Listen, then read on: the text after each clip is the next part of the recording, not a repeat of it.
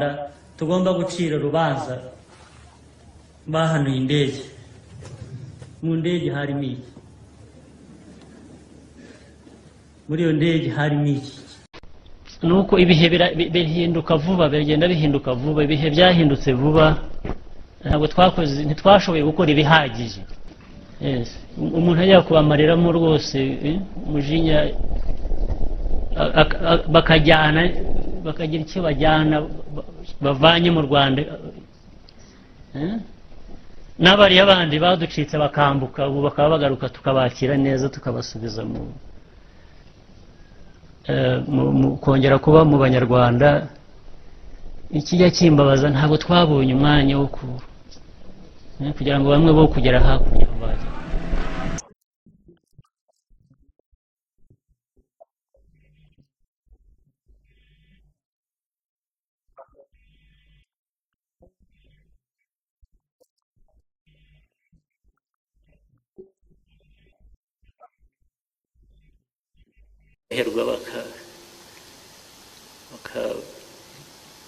Muraza kutubona.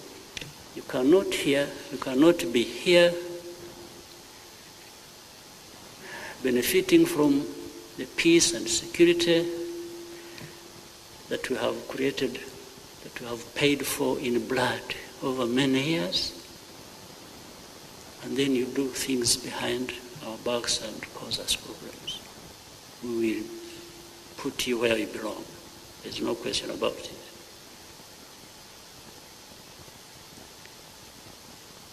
People who have been involved with the tragedy of genocide and have continued to play that politics and ideology, and they have gone to prison, then they have come out of prison, and for it we have forgiven them, and then they start playing those games again. We will put you where you belong. And those ones who make noises about it, we will see what they will do. Yes, I'm telling those who play games with this nonsense and want to put us back where we have been and have left behind us.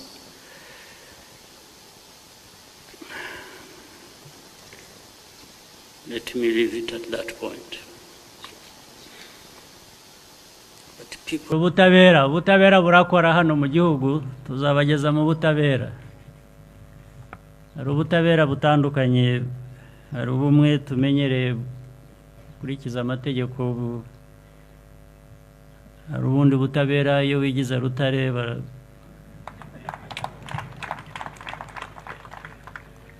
hari ubundi butabera tubagezaho bene abo ngabo, nabwo turabufite.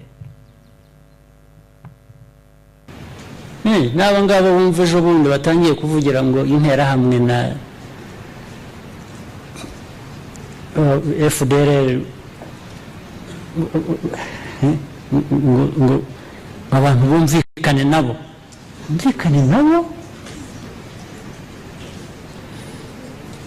nabonerwa njye mpaka kuri icyo ngicyo, kubera ko I will just wait for you at the right place. Ntabwo rwose njye nta nubwo nanamushubije, ntabwo nigeze njya ariko birazwi ko there is a line that you can't cross. Hari umurongo udashobora kurengwa na rimwe bishoboka. N'aba bitiza nterahamwe bagomba kuba bumva barabavugiye bagashyugumbwa n'ibi bigarasha bindi bikorana nabo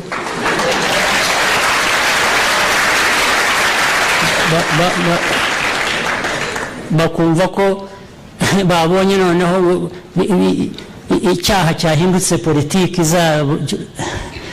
They will never know what has hit them. They can't. Hari umurongo utarengwa, ntibibaho. Look at me. I am not the person who needs the third term. Just look at me. I don't need it. It's not how I do business, it's not me. So I don't need your third term or whoever is saying it. I can continue to serve my country in different roles, in different ways. I was actually trying to tell my people that, you know what, there is room, you can find somebody else. Iyi nyubako kumva ko waza ukayishyira hasi, oya nakwica mbere yuko ugeraho rwose, ndakumerera nabi rwose. Ntabwo umukino w'amakarita abamo ibigarasha, ba Rusesabagina, ba Kayumba, ba Karenge, ba Tawujene, ba Gahima, ba ibigarasha, bahoze ari ibigarasha, ni ibigarasha, mu gihe kiri imbere bizaba ibigarasha bicitse. N'abo bose ubona birirwa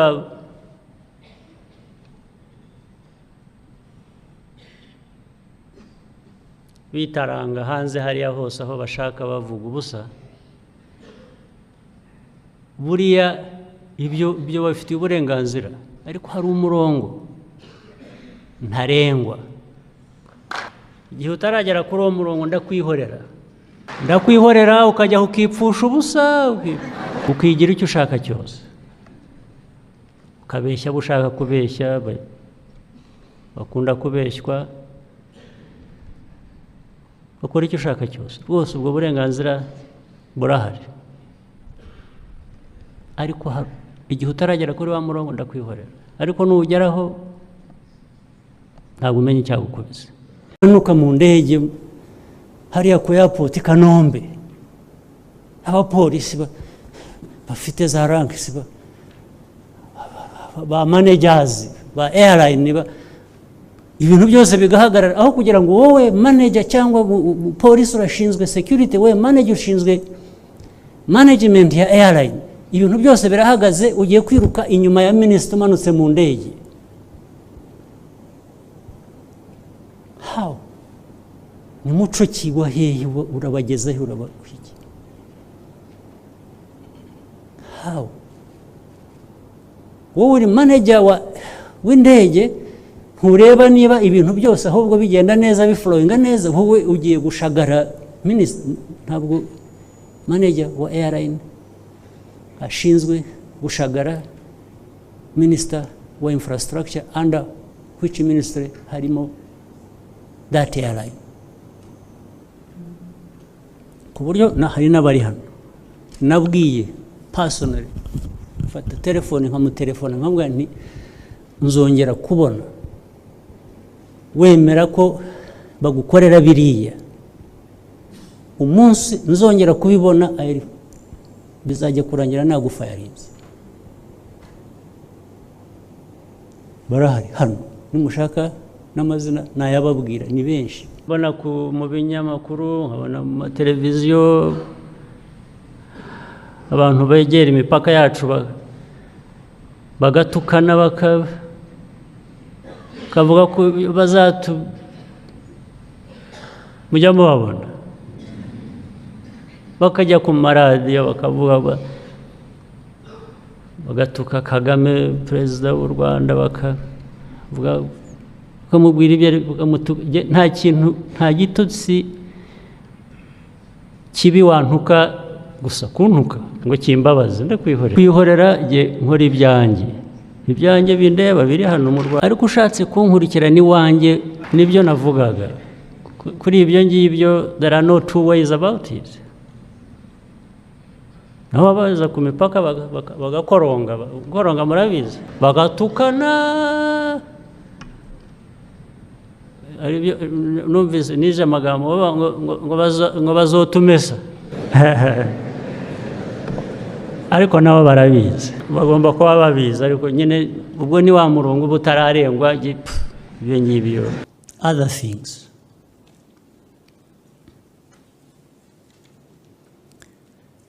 for people who know, who remember, who have memory, it's not so long ago,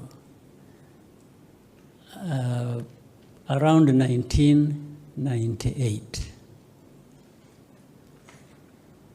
Do you remember somebody called Sendashonga? Muramuzi?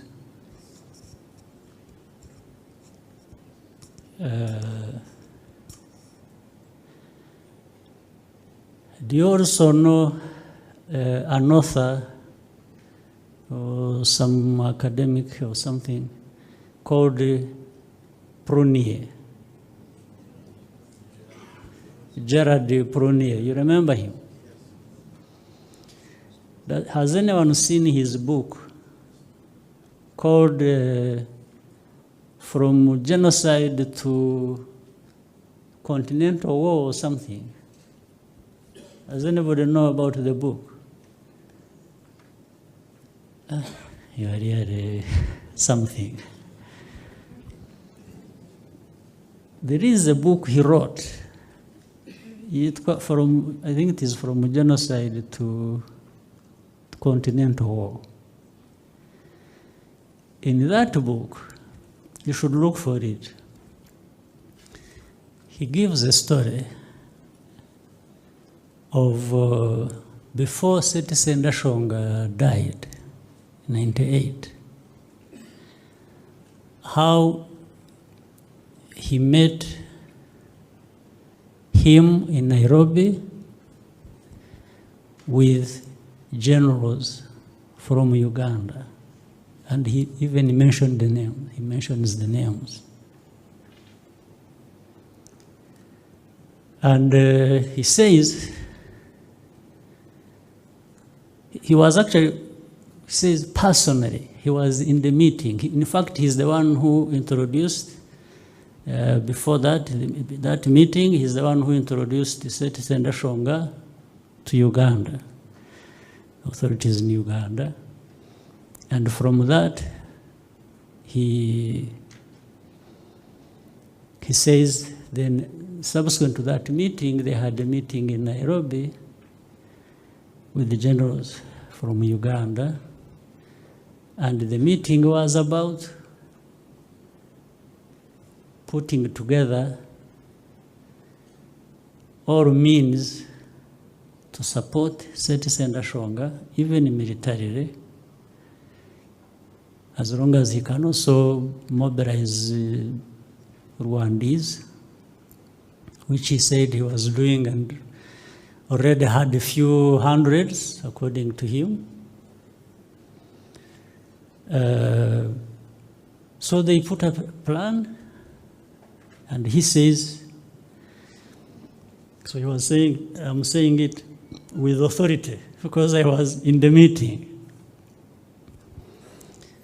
And Prunier hasn't been very friendly with us, as you also know in other cases. And in fact, even in that, he's trying to say, in fact, this is why Seti Sendashonga died. Because when we had been planning this and had put him in contact with, and everything was coming together, that the government of Rwanda thought that Seti Sendashonga had crossed the line. And that's how he came to die. Well,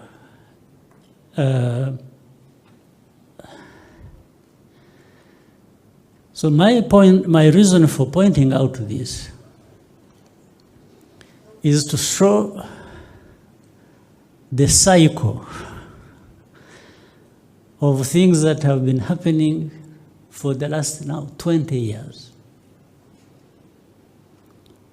Actually, Seti Sendashonga died because he had crossed the line. I have very little to say about that, but I'm also not apologetic about it. Prime Minister ejo bundi niwe nabonye kuri Twitter, ngira ngo yanditse ikintu cyiza kiri powerful. Nabonye akantu kuri ibi bimaze iminsi mu gihugu, sinabonye umwanya wo kubimubwira. Narasomye ahantu ku Twitter yanditse ngo ugiriye nabi igihugu wese cyangwa ugambaniye igihugu, cyangwa Prime Minister wabivuze ngo iki ndibuka ariko yavuze ni nkuvuga ngo uhemukira igihugu, uhemukira u Rwanda uwo ari we wese ntabwo yabikira, aramugaruka. Hari umuntu wamubajije aramusubiza ngo ariko ngo urashaka kuvuga iki, ngo uravuga uriya ejo bundi uherutse gupfa. Icyo yashakaga uwo wamubazaga atyo yashaka kuvuga ngo kugira ngo Prime Minister avuga ngo nuwo mvuga, noneho undi abihindura avuga ati aha ntimureba bemeye ko nabo ari bo bamwishe. Prime Minister again aba clever aramubwira ngo ya ngo ndabwira uwo ari we wese.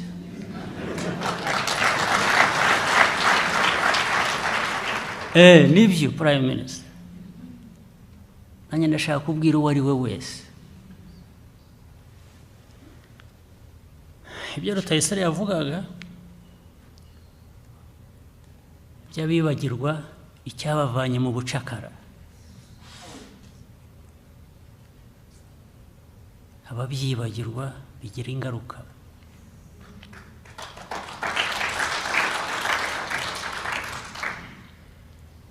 Bose bari hanze bidegembye mumva, barimo nabo Prime Minister yavugaga.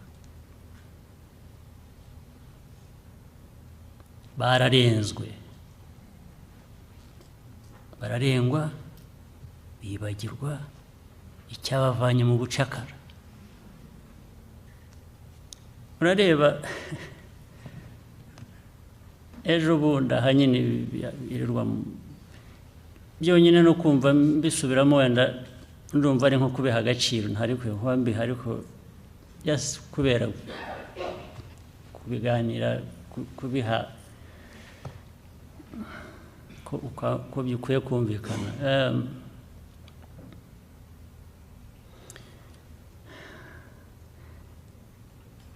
Iyo ubona nari ndiho mbona njya gusoma ibi byanditswe na Prime Minister nari mvuze, narebaga n'ibindi biriho bivugwa, nari ndiho mbwira abantu bacu muri leta n'abandi narebaga babisubiza, njye nta nubwo nigeze mbisubiza cyangwa mbivugaho, ubu nibwo bwa mbere bivuze. Ariko nkabona n'abantu bacu bamwe oya ntabwo ari twe twabikoze, bahakana. Nibyo ntabwo ari mu babikoze, ariko ubu ikibazo cyanjye ahubwo ntimwari mukwiye kuba mubikora ahubwo.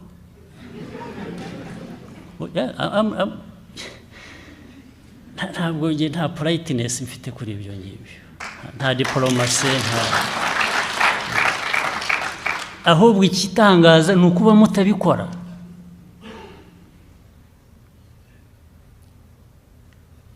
Ni ukuba abantu bashobora kugambanira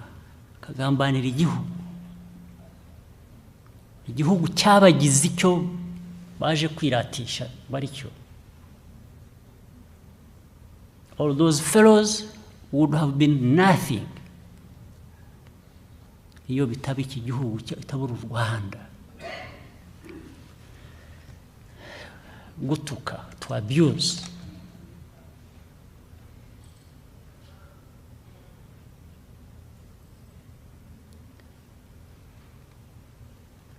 yewe nta diplomasi,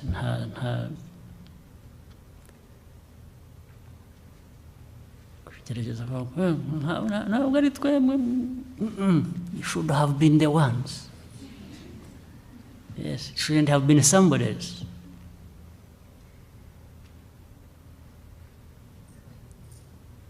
You should have been the ones to do it. Ntabwo ari Bangladesh cyangwa Pakistan wabigukorera nk'ibyo Rutayisire yavugaga. Ntabwo ari Pakistan, ntabwo ari Bangladesh, ntabwo ari umwera uturutse hose wabigukorera, wakurindira igihugu cyawe akaguha amahoro. si yo. Kandi ntawe bikwiye gutera ipfunwe guharanira icyo cya kindi cyiza twavugaga Imana yaguhaye. Ntawe bikwiye gutera ipfunwe.